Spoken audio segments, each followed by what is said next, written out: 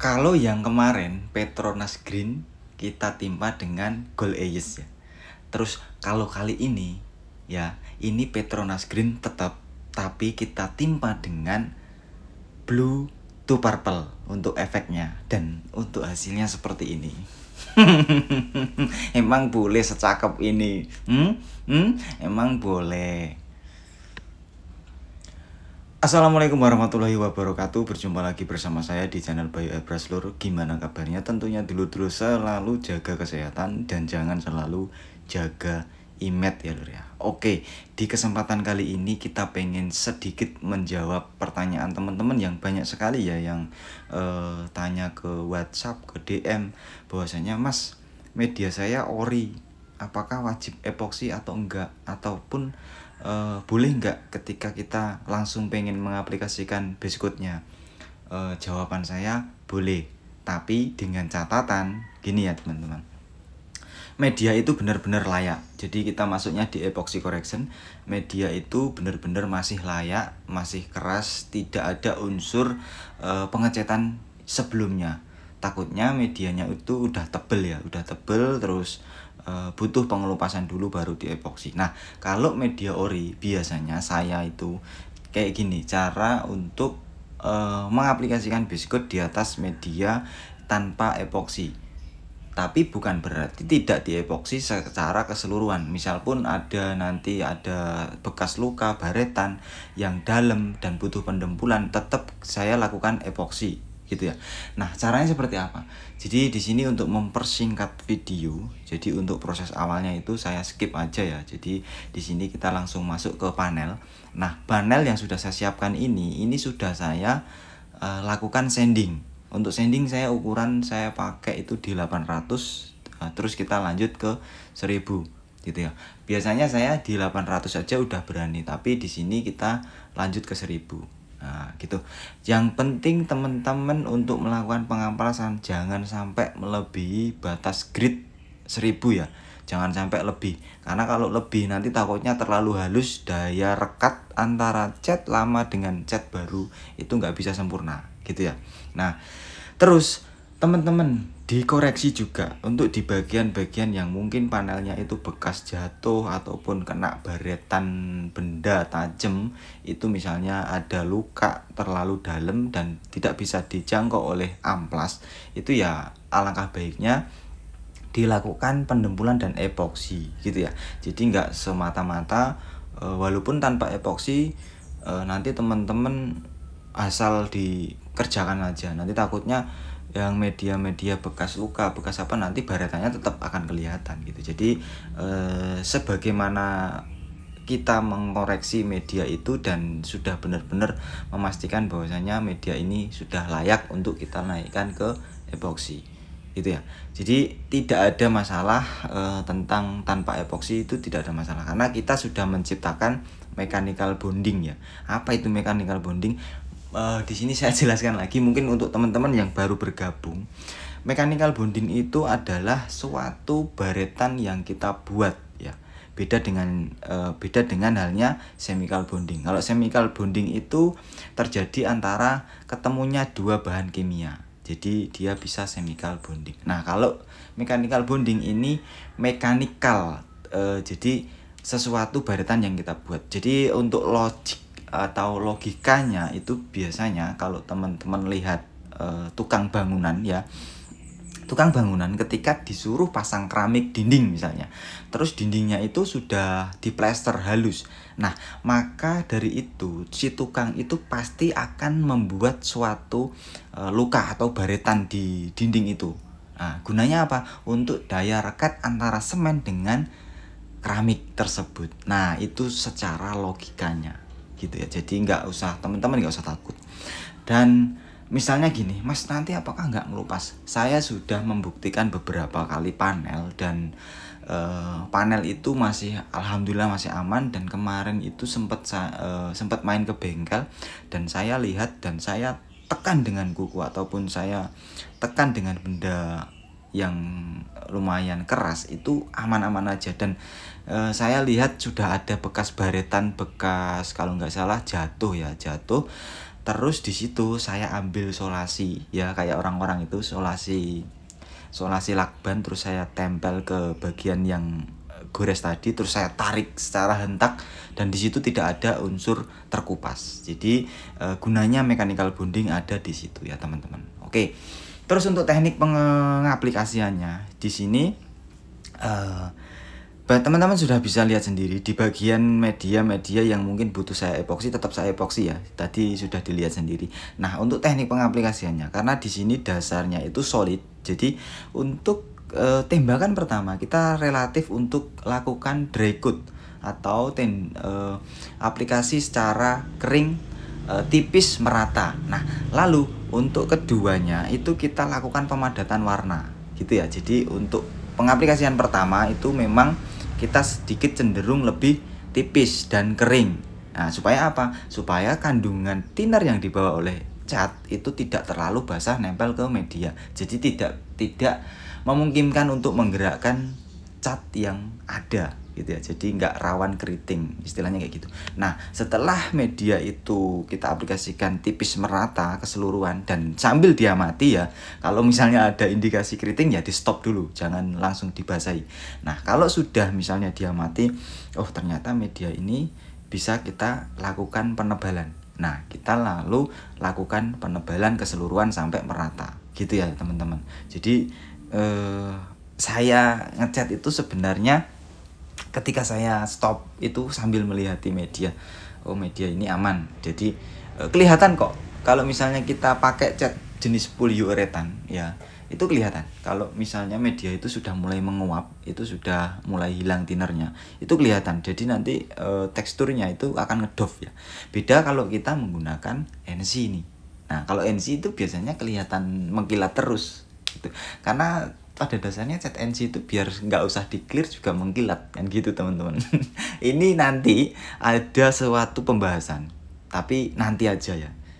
Nanti kita next bahas berikutnya. Jadi ada teman kemarin itu curhat, Mas, saya dapat garapan, bilangnya waktu pertama kali dicat itu baik-baik aja Mas, tapi setelah 3 bulan catnya sudah pada ngangkat, sudah pada kayak apa ya, ibaratnya meletuk-meletuk, jadi kayak bubble gitu, meletuk-meletuk, harus dia ditekan atau dikopek itu pecah. Nah, itu nanti kita bahas. Oke, di sini kita langsung bahas aja, lanjut next berikutnya. Karena di sini kita pakai jenis cat polyuretan atau PU. Biasanya di Amerika sana orang kalau beli itu biasanya bilang, Mas beli cat PU. Nah, kalau di Indonesia atau di Trenggalek itu biasanya teman-teman bilang, Mas beli cat polyuretan.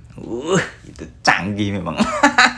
Jadi gini, setelah 20 menit kita flash off ya, kita flash off atau kita diamkan, di sini kita langsung lanjut naik ke efek dari blue to purple. Nah, untuk teknik pengaplikasian di sini beda dengan halnya yang pertama tadi. Kalau pertama tadi kita cenderung awal di dry coat, tipis merata, terus kita ambil pemadatan warna. Nah, kalau di bagian efek di sini kita tetap langsung ambil pemadatan warna pertama, baru yang kedua itu controlling atau drop coat. Jadi warna pertama efek ini kita tembak secara merata keseluruhan sampai benar-benar padat.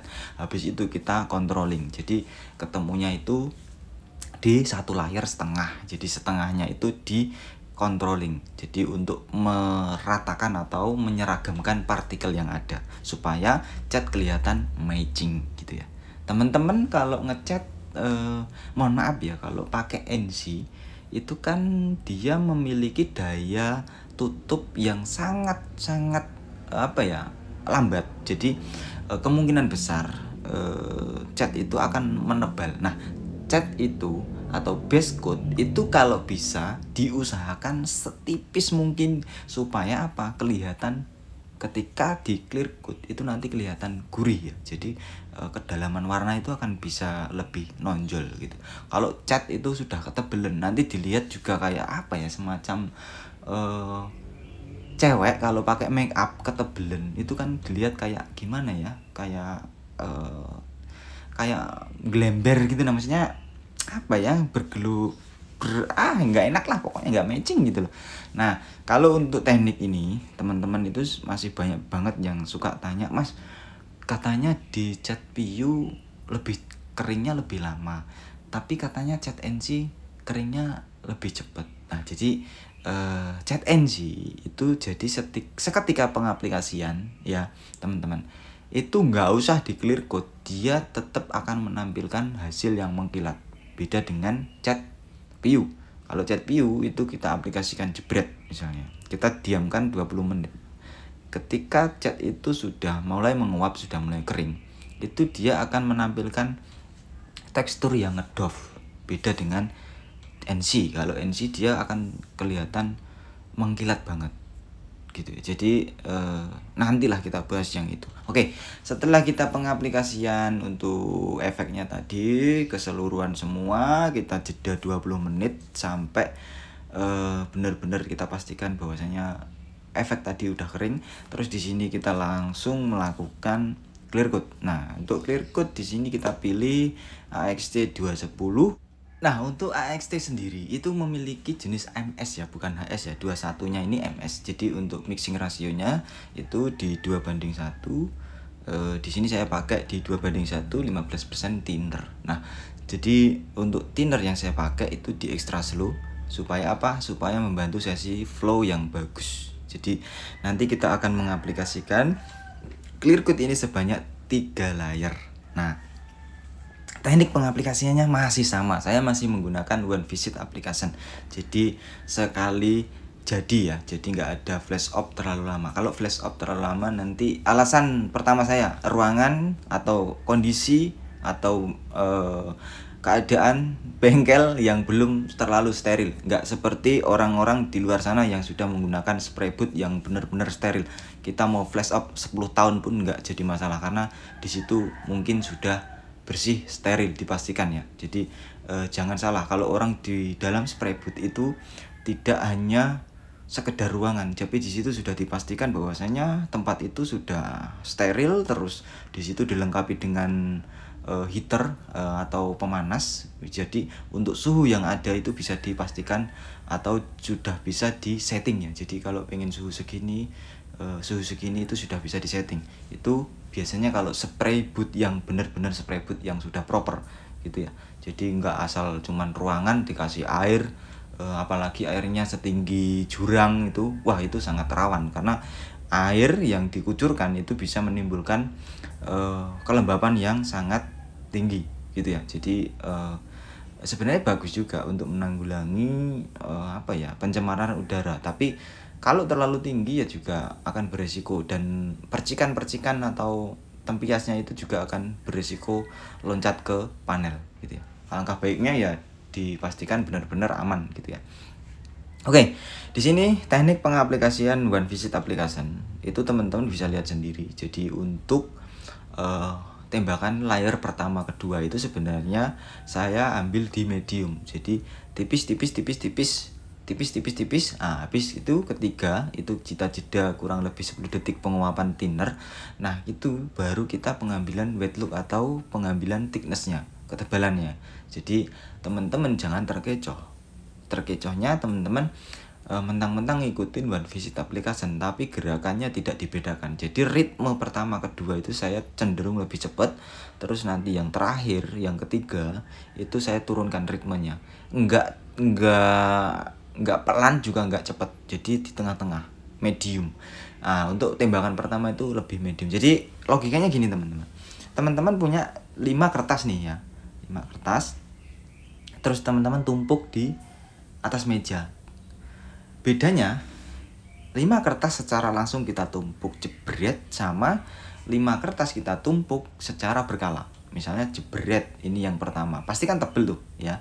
Terus yang kedua ini 5 kertas kita tumpuk tapi secara berkala 1, 2, 3, 4, 5. Nah, jadi antara pertumpukan clear coat yang saya aplikasikan itu cenderung tipis tapi rata.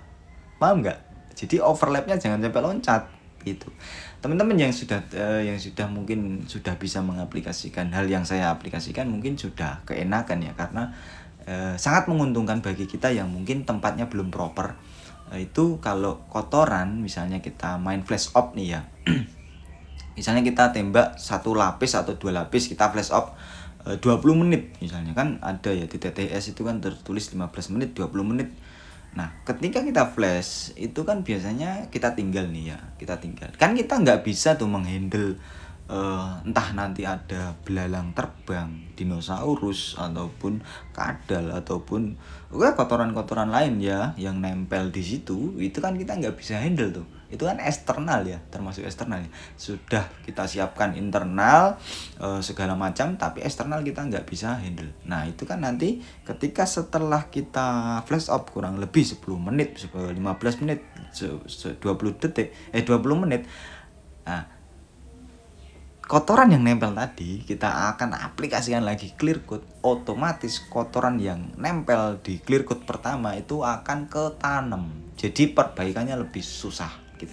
Kalau kita pakai sistem one visit application itu kita lebih cenderung membuat jadi lebih cepat clear coat yang ada. Itu ketika kita sudah misalnya sudah selesai clear coat nih ya, kita simpen walaupun di mana ya. Nah, clear itu kan sudah jadi nih, tidak perlu kita tembak lagi. Nah, misalnya ada kotoran yang nempel, itu kita lebih kotoran itu akan lebih nempel di atasnya clear coat. Jadi nggak ada khawatir yang namanya kotoran itu sampai ke tanah. Jadi nempel pun di atasnya. Jadi untuk perbaikannya nanti akan lebih mudah gitu ya teman-teman. Jadi bukan tanpa alasan kita mengaplikasikan dengan teknik one visit ini, supaya apa? Supaya teman-teman yang mohon maaf banget yang tempatnya belum begitu proper bisa terbantu gitu ya. Ini tujuannya seperti itu, dan ini sangat menguntungkan ketika kita hidup di Indonesia dengan cuaca yang tidak cuaca iklim tropis yang mungkin ada panas terus, kalau panas banget, kalau hujan terus. Nah, itu kan juga bisa akan lebih membantu ketika kita mengaplikasikan clear coat. Ya, kalau kita pakai clear coat mahal mungkin beda cerita ya. Tapi kalau kita clear coat mohon maaf ini sekelas lokalan, itu kita benar-benar harus bisa mendapatkan sesi flow yang bagus ya. Flow time itu istilah Jawanya ngelumer ya. Jadi clear coat itu ngelumer. Jadi nggak sempat dia kering duluan, terbentuk jerukan, nanti takutnya sudah kering tapi jerukannya gede-gede. Jadi ketika cuaca panas kita harus bisa menentukan thinner yang kita pakai. Ketika cuaca dingin kita juga harus bisa menentukan thinner yang kita pakai itu apa. Nah gitu ya. Jadi thickness yang kita kejar itu bukan sembarang kita hanya menebalkan clear, tapi kita juga akan lebih membantu sesi flow time yang ada ya. Jadi ketika clearnya itu terlalu tipis, nanti flow time juga akan terlalu cepat. Kebanyakan clear coat yang kita pakai di Indonesia, yang ada di Indonesia, yang buatan Indonesia itu kebanyakan sesi flow-nya itu terlalu cepat. Jadi rawan sekali kalau kita mengaplikasikan clear coat model flash up, model tipis-tipis, model saur-saur, itu kemungkinan besar nanti clear sudah membentuk jerukan masih gede-gede, tapi clear coat itu sudah mulai mengering. Nanti akhirnya tampilan clear coat jerukannya gede-gede. Teman-teman akhirnya apa? Flow coat atau clear ulang. Jadi ngamplas lagi, nge-clear lagi, dan itu akan lebih sangat menyita waktu dan bahan. Jadi kalau pengen efisien ya pakai cara seperti ini aja. Jadi kita kejar memang benar-benar perform dari clear coat itu, kita pastikan thickness atau ketebalannya.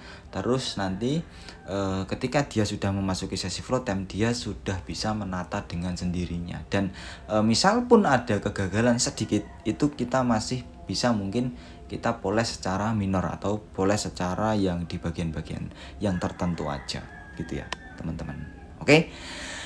Nah, setelah clear coat sudah selesai, sudah kita diamkan 1 kali 24 jam, dan di sini ini clear coat murni ya, nggak ada clear coat ulang ya. Jadi ini murni, belum saya koreksi, dan itu teman-teman sudah bisa lihat sendiri di bagian-bagian media masih ada sedikit bintik kotoran di atas clear coat. Itu ini hasil clear coat yang benar-benar saya aplikasikan tanpa ada sistem flow code ya. Jadi ini clear real dari clear kemarin. Jadi bisa dilihat sendiri untuk hasilnya, minim untuk jerukan. Jadi jerukan itu lebih halus dan kelihatan ngeflat ya. Di lampu neon sudah bisa dilihat sendiri. Kalau jerukannya gede-gede di lampu neon itu pasti lampu itu nggak bisa lurus dilihat, tapi lampu itu pasti goyang, gloyor ya. Jadi teman-teman bisa dilihat sendiri. Dan untuk tekstur warna yang ditampilkan seperti ini, untuk grand Petronasnya, terus untuk efek yang ditonjolkan seperti ini, ada birunya, ada purple-nya, dan ini sangat keren sekali sih menurut saya. Oke teman-teman, terima kasih banyak yang sudah menonton. Nanti kita akan bahas yang saya tadi saya sampaikan, bahwasanya ada cat yang mengupas atau terjadi bubble dan pecah-pecah. Oke, nanti kita bahas. Oke, untuk video kali ini kita stop sampai di sini. Thank you for watching. Semoga info dari video ini bisa membantu dan bisa memahami untuk teman-teman yang masih belajar. Mohon maaf kata apabila ada kesalahan. Thank you for watching. Wassalamualaikum warahmatullahi wabarakatuh.